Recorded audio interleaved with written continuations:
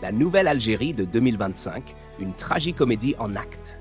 Ah, 2025, l'année où la Nouvelle Algérie a pris une tournure si surprenante qu'elle pourrait faire rougir un dramaturge grec. Le bilan d'Abdelmajid Tebboune ressemble à une pièce de théâtre où tragédie et comédie s'entremêlent avec un humour aussi noir que le pétrole algérien, ou ce qu'il en reste. Acte 1. Les exportations innovantes. Dans une innovation inédite, l'Algérie n'exporte plus seulement du gaz, mais des migrants par milliers direction Europe.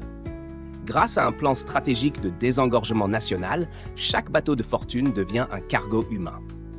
Les Algériens fuient, mais pas pour explorer le monde. C'est juste que rester, c'est risquer de devenir un chiffre, celui du chômage, celui des prisons, ou pire, celui des cimetières.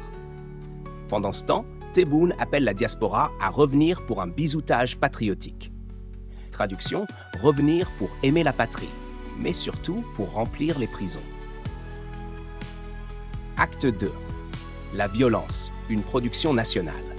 Dans la Nouvelle Algérie, l'industrie florissante, c'est la violence.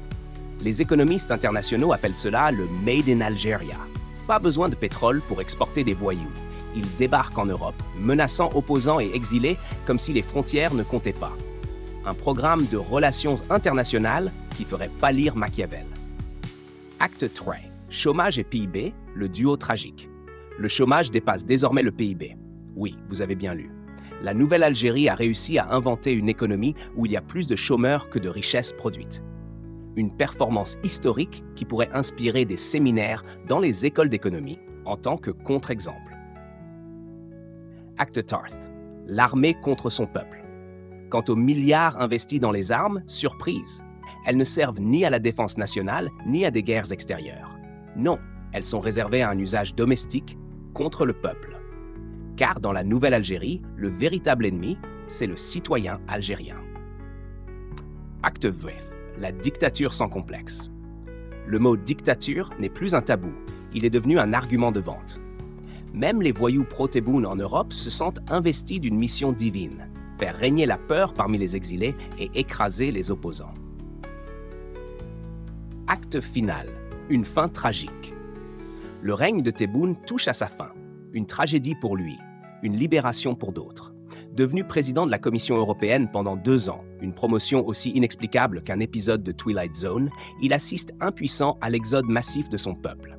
Les prisons algériennes sont pleines, les cimetières aussi. L'Algérie pleure, saigne, ploie, mais respire encore, car un jour viendra où les tyrans tomberont. Épilogue. Vive l'Algérie libre. Et pourtant, dans tout ce chaos, il y a de l'espoir.